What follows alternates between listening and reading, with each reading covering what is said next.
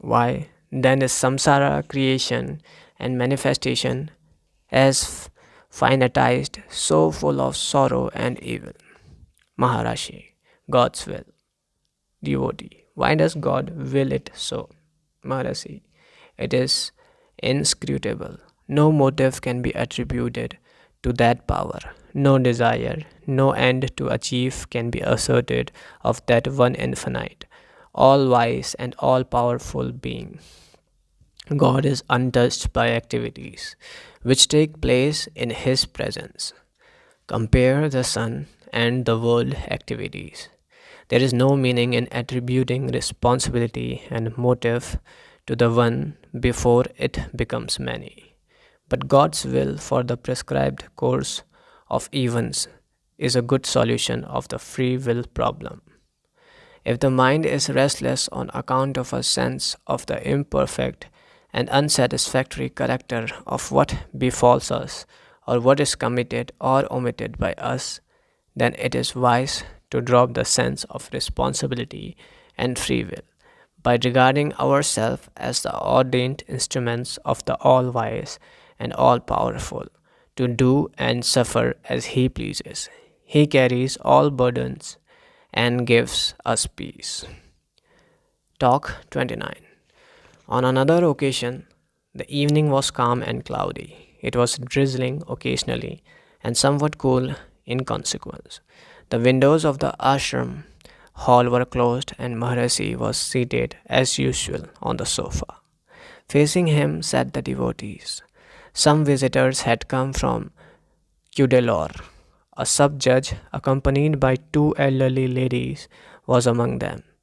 The sub-judge began the discussion as the impermanence of all mundane things by putting the question: has the discrimination between reality and unreality the efficacy in itself to lead us to the realization of the one imperishable? Maharaji, as propounded by all and realized by all true seekers, fixity in the Supreme Spirit, Brahmanishta, alone can make us know and realize it. It being of us and in us, any amount of discrimination can lead us only one step forward by making us renouncers, by goading us to discard the seeming as transitory and to hold fast to the eternal truth and presence alone. The conversation turned upon the question as to whether Ishvara Prasad is necessary for the attaining of Samrajya, or whether a jiva's honest and strenuous efforts to attain it cannot of themselves lead him to that from when is no return to life and death. The Maharishi, with an ineffable smile which lit up his holy face and which was all pervasive, shining upon the coterie around him, replied in tones of certainty and with the ring of truth: divine grace is essential for realization. It leads one to God realization.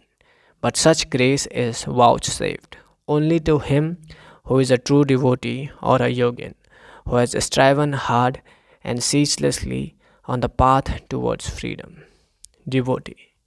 There are 6 centers mentioned in the yoga books, but the jiva is said to reside in the heart.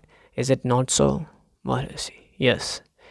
The jiva is said to remain in the heart in deep sleep and in the brain in the waking state.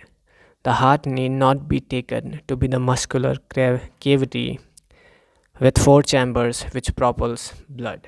There are indeed passages which support the view. There are others who take it to mean a set of ganglia or nerve centers about that region. Whichever view is correct doesn't matter to us. We are not concerned with anything less than ourselves. That we have certainly within us.